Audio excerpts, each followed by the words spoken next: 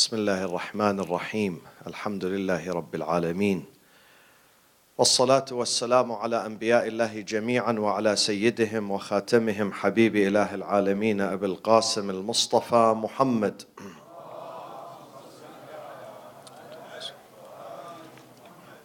وعلى أهل بيته الطيبين الطاهرين المعصومين المنتجبين الذين أذهب الله عنهم الرجس وطهرهم تطهيرا.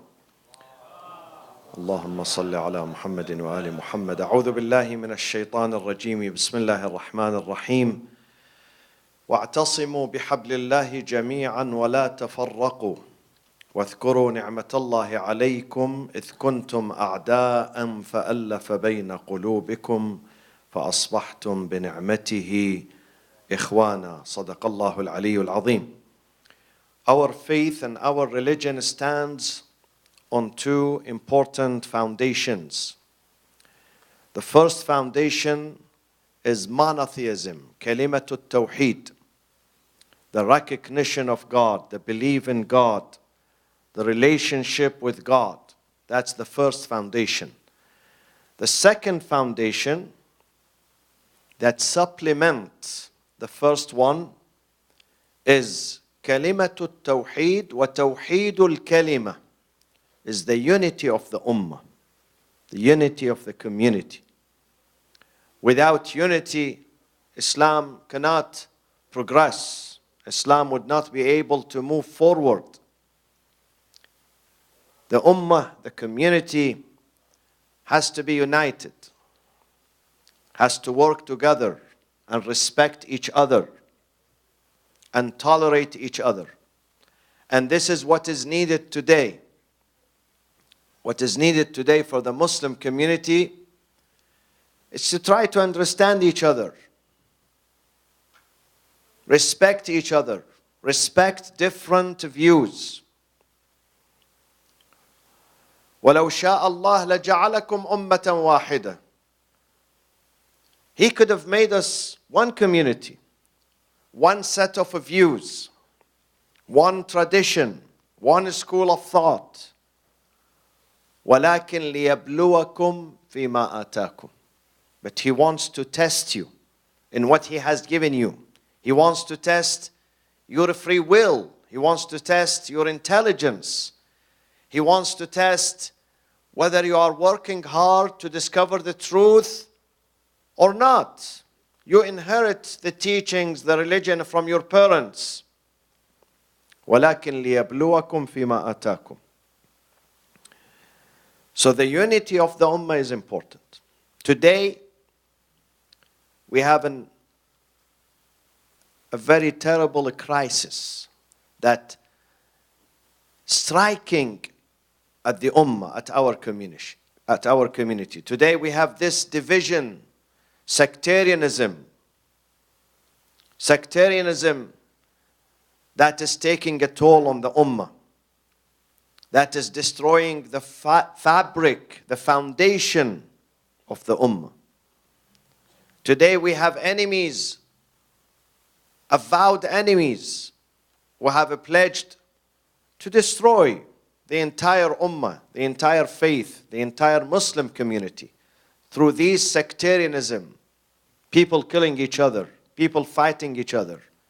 They have allocated, our enemies, they have allocated billions of dollars to destroy us, to destroy both Shia and Sunnis, to destroy the entire religion. No one is going to survive. And it's not about ideology. It's not about doctrinal differences. They bring these doctrinal differences, but it's not about them. It's about political dominance.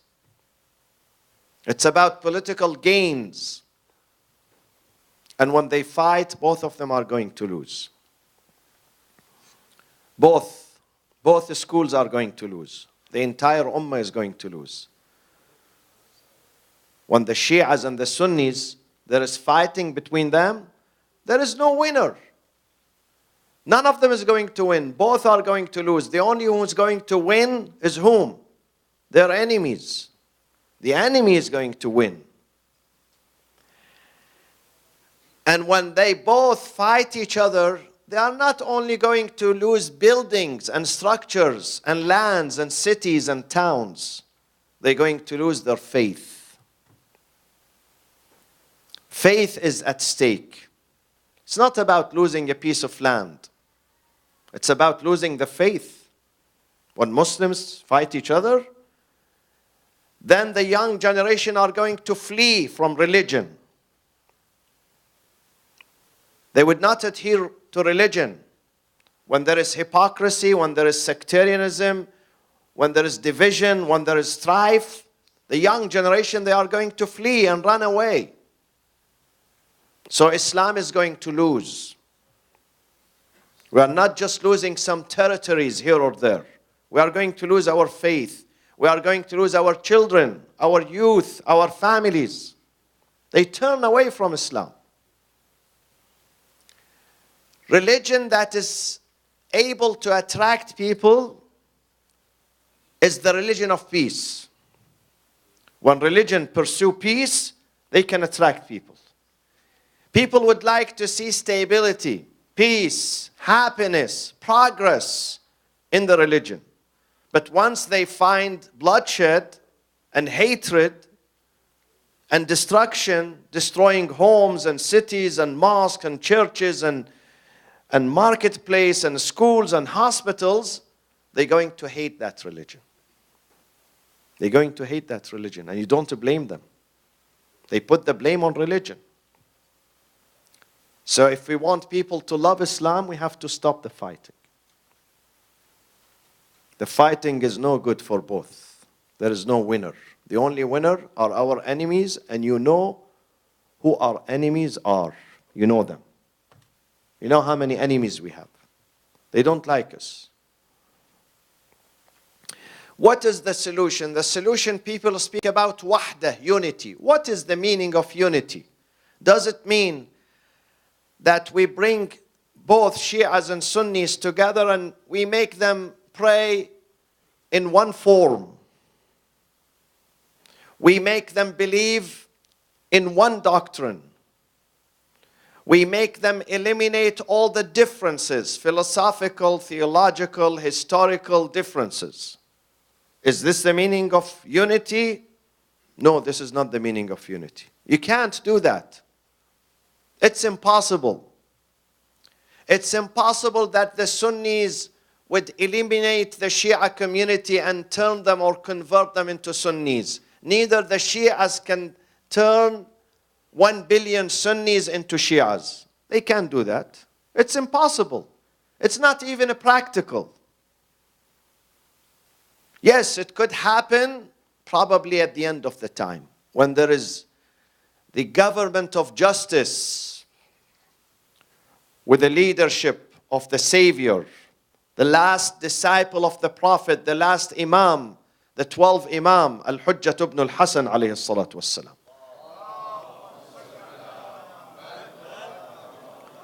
At that time, people would reach intellectual perfection. They become really human. They put differences aside. تَكْتَمِلُ عُقُولُهُم. Then they can unite. But now, it's impossible. It's impossible. We have to be realistic. And now, at this moment, we have to believe in a pluralism and diversity. In the same fashion that God created different colors, different accents, different nationalities, different races, He also created different religions. But He wants us to strive. He wants us to strive to find the truth. وَلَوْ شَاءَ رَبُّكَ لَجَعَلَ النَّاسَ أُمَّةً وَاحِدَةً. He could have done this in the beginning. He created all people Catholic, all of them Jews, all of them Sunnis, all of them Shias. He didn't do that. He could have forced us, but He did not do that. Why? Because there is no point. When you force people to follow a certain tradition without using their brain and their mind and their reason, there is no point in that. God says, I want you to follow religion through your reason. I want you to investigate. I want you to read. I want you to spend time. I want you to do your homework. I want you to read about other religions. I want you to know why you are Muslim, while there are other religions. They have more beautiful institutions and churches and temples and places, more spacious. Why you are a Muslim? Is it because of the physical structure of your temple? Because of what? Tell me. You have to tell him the answer. Why you chose the path of Ahlul Bayt? There are many other madhahib, schools of thought. Why did you choose this one in particular? Because your mother told you so? You listened to your mother? Or because you incorporated your reason, your brain? Maybe your mother was a reason, your neighbor was a reason, your friend was a reason to bring you. But you cannot depend on your mother for the rest of your time and tell God, God, my mother was so nice, she asked me to be a Shia and I listened to her. This is not an answer. God would not accept this answer from you. God says, Inna hadaynahu sabil, we have given you brain. Where is your brain? Why did you use the brain of your mother and you locked your brain? We need to provide an answer.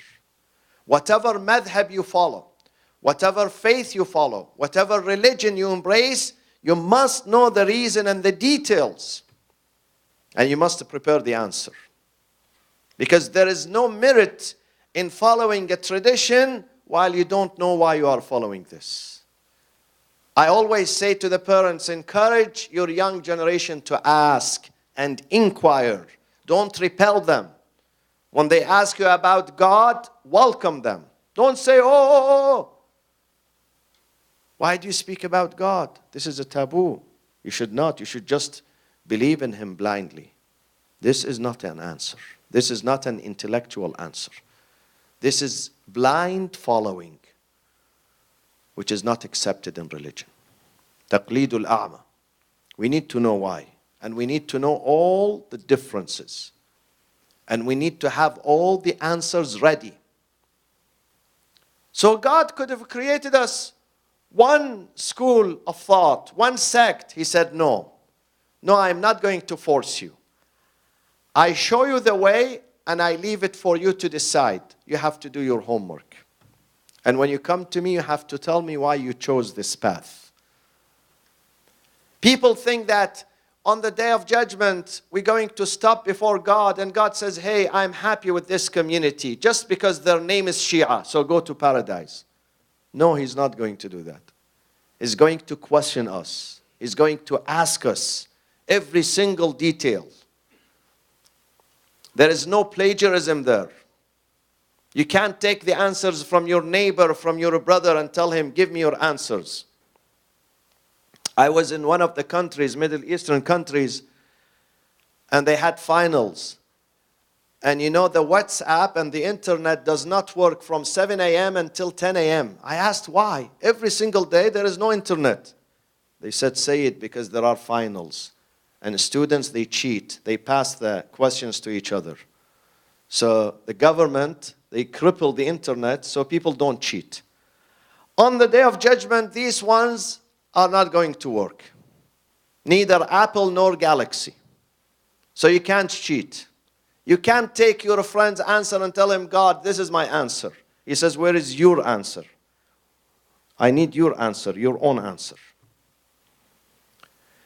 So it is somehow, it is healthy to have diversity and a pluralism, different views. This is healthy.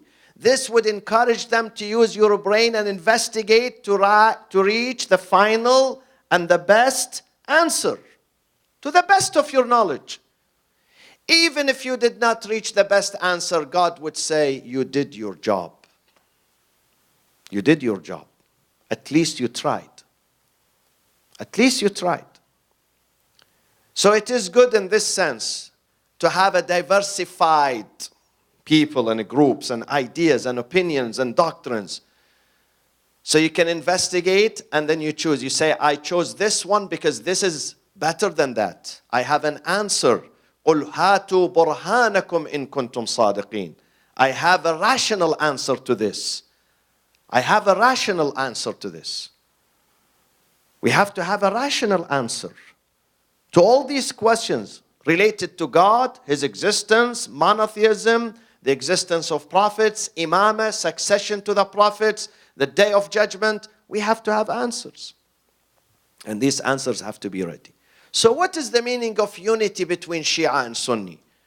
Do we eliminate differences and make them one group? No, this is not the point.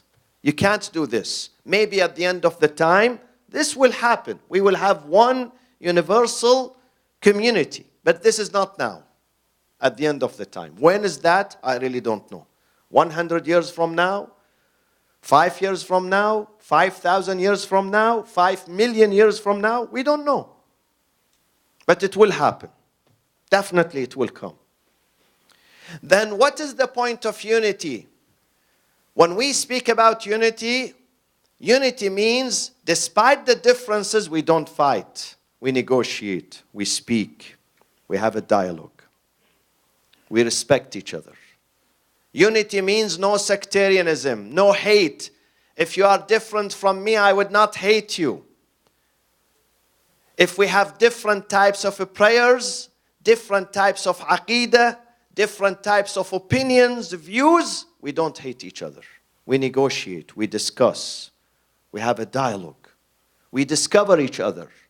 We have understanding for each other. We have tolerance for each other. When I speak about my school, I should be sensitive, not to insult others.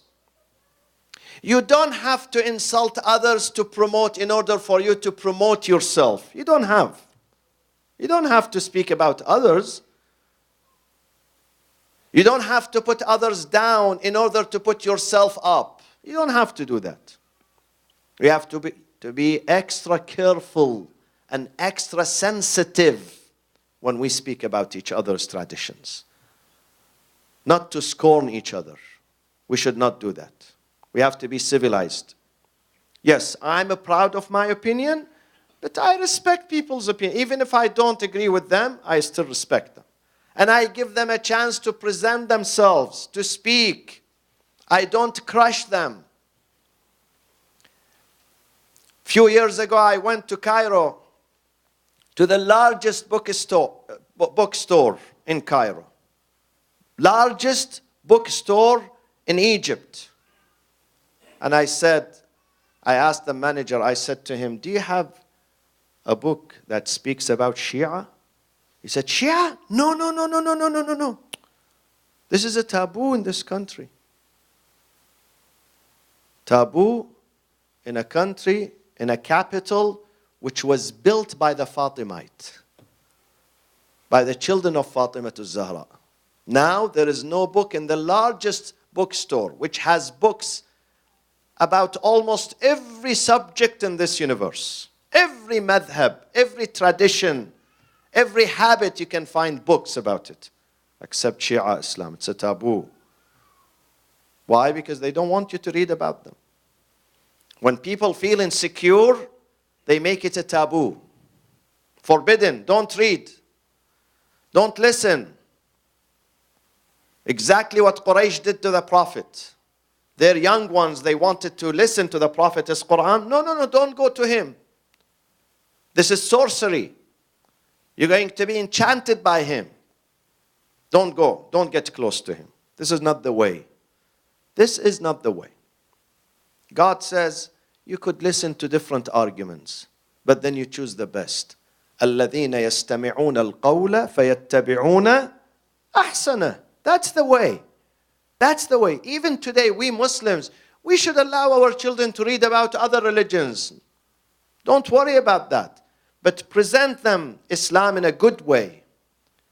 From a good source, intellectual source. The Islam that Muhammad sallallahu alayhi wa sallam preached. The Islam that Ahlul Bayt preached. When you present them, they're going to accept it. So unity means respecting others. And therefore, in order for us to really achieve real unity, we have to respect each other. We have to foster an environment of a friendship and a brotherhood. Muslims have to invite each other to their mosques, to their circles, to their Islamic centers, to their homes. Muslims should know each other. We should break these barriers of sectarianism and suspicion that we have about each other. We should welcome each other, especially the young generation. You, the young generation, you have been born and raised in these countries, in countries that believes in a pluralism, in diversity, different colors. They are Canadian, American, European. So you have to welcome others. You have to make them your friends. Break these barriers. Do not fear others. Embrace them. This is number one. Fostering an environment of a friendship. Mutual invitation. We should invite each other to dialogue, to speak, to discover, to know about each other. The more we know, the less we fear. Number two, when the Shia, they speak about the personalities that are respected in the Sunni tradition, we should be sensitive. We should not treat them in a bad way. We should incorporate aql, not atifa. When we speak, keep the emotions away. Incorporate your reason. Incorporate what God says to you. God says, "Ud'u ila sabili rabbika bil hikmah." Use wisdom. Use rationality. Use intellectuality. Use proof and evidence. When you speak about something, say this is in the Quran. And say it in a nice way, in a polite way. Bil hikmati wal maw'idati al hasana. Today you cannot even convince your son and your daughter to do something if you are harsh with them, if you ridicule them, if you threaten them. They are not going to listen to you, let alone others. So when you speak, try to respect others. Even if you disagree, I'm not telling you have to agree with them. Keep your opinions. Be proud of what you believe in. But when you present yourself and your idea, be extra careful. Let's attract people to our faith. Attraction. Rasulullah had the power of attraction. Whenever people would listen to him the first time, only one time, even 2 minutes, they get attracted to him. Through his reason and through his manners. وَلَوْ كُنْتَ فَضًّا غَلِيظَ الْقَلْبِ لَانْفَضُّوا مِنْ حَوْلِكَ. Had you been harsh-hearted, they would have been away from you. They would run away from you.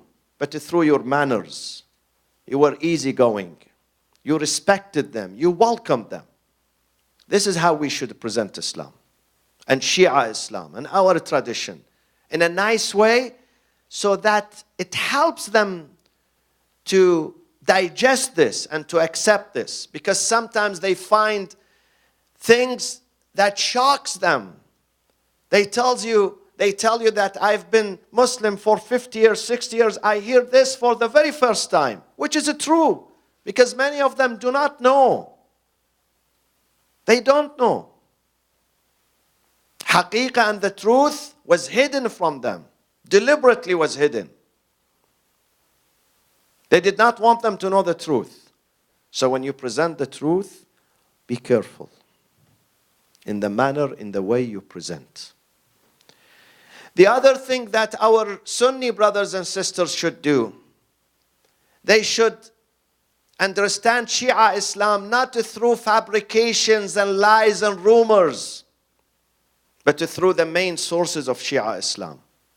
I invite them, don't listen to any speaker just because he's on television, just because he's popular, just because he has a website, just because he has a TV channel.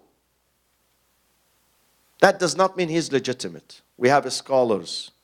We have ulama, reputable ulama. We have books, our main sources of books.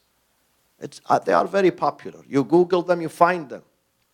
So you have to know the Shia from their own legitimate sources, not from fabrications, not from what you hear from the mouths of people, because there are a lot of accusations, a lot of lies. I've seen many people who accepted the tradition of Ahlul Bayt They tell me in the beginning, we heard horrible things about Shias, horrible things, until the day we went, maybe by accident, maybe by design, we went to an Islamic center, a mosque, we met a scholar, then we found out, no, what we knew about them are sheer lies. They are not true. They have been wronged and abused. So ask the legitimate leadership, legitimate books. And our imams, they taught us that we should be polite with others. Our imam taught us that we should reach out to others and invite them in the best way, not to insult them. And we have to continue this dialogue. Our ulama, rather than fighting, bad-mouthing each other, they should sit and talk. Sometimes I wonder, some Muslims are ready to dialogue with the people of book, with the Jews, with the Christians, Zoroastrian, but when it comes to Shia Islam, they say, no, we are not ready to speak to those. We should open our hearts, both sides, not just one side, to each other. We are Muslims. At least we share one platform, and that platform is La ilaha illallah Muhammadur Rasulullah. أقول قولي هذا وأستغفر الله لي ولكم وصلى الله وسلم على سيدنا محمد وأهل بيته الطيبين الطاهرين